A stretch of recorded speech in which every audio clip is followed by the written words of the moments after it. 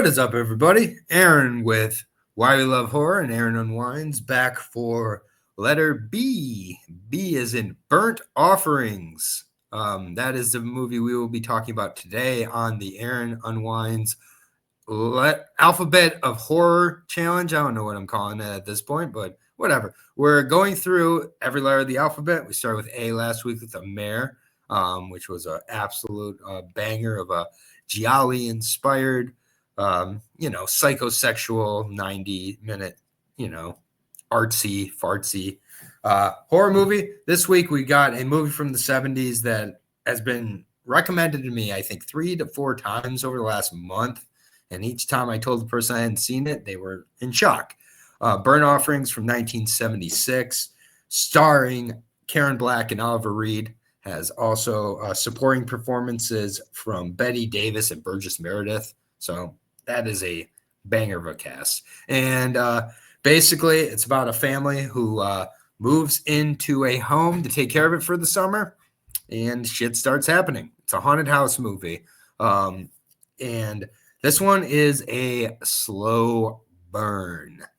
It's almost 2 hours long. Probably could have been 90 minutes, but it's the 70s, so we're getting a lot of vibes early on, a lot of what's going on with the house. Things start to slowly go wrong.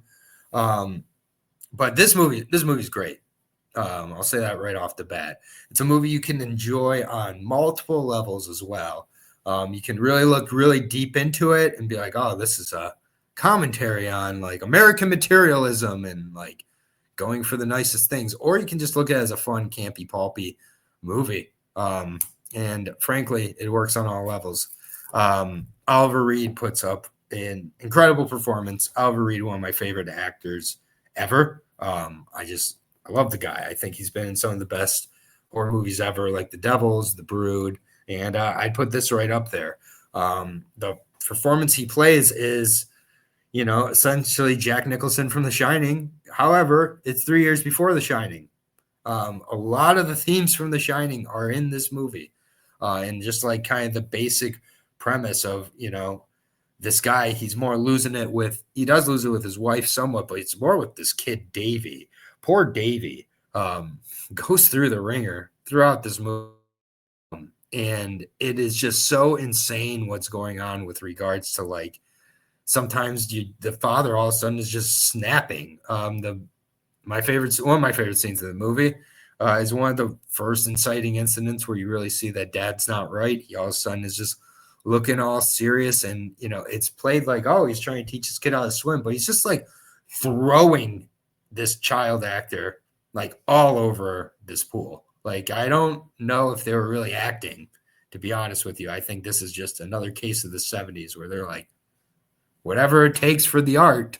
And yeah, it's just like they eventually the kid gets away by like hitting the dad in the face with like a pot or something and breaking his nose basically. And like, he's still just like Oliver Reed's character is still like insane. So it's like The Shining, Amityville Horror, like kind of rolled into one movie here. And it's just like a movie that I ended up kind of leaving, and I was just like, oh, what had I done without this movie all of my life? Like, it's a slow burn, but that last 30 minutes is absolutely insane. And as people get hurt more and more in the house is like healing itself.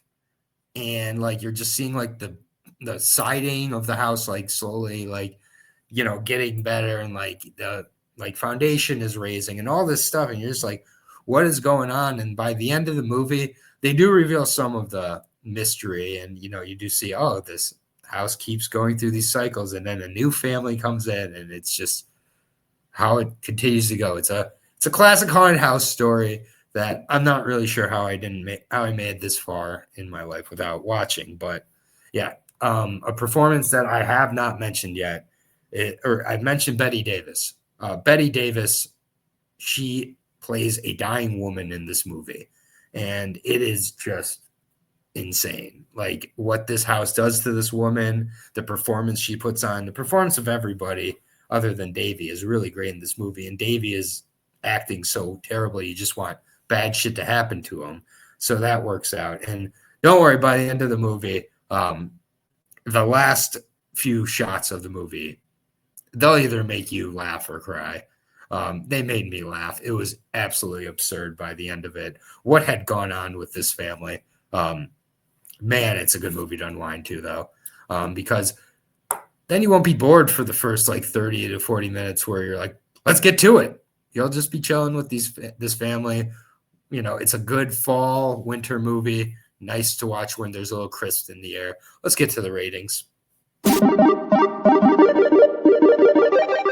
Yeah, I really like this movie. And a little bit vague because I think that even if you kind of know what you're getting into, I don't want to spoil all the moments. There's many more moments than just that pool moment, and that's poor family. They go through the ringer.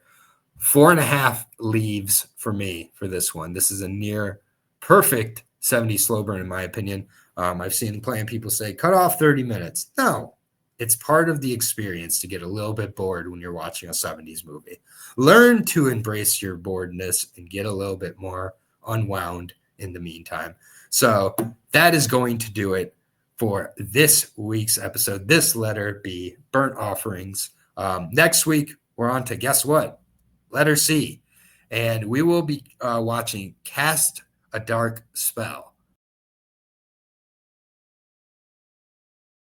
It's on HBO Max right now. I believe it was an HBO original with Fred Ward and others. If you want to check it out before next week, or if you just want to hear me talk vaguely about it next week, come next week. Thank you, everybody, for the support. That's going to do it for this episode. And here is everything coming up on the channel.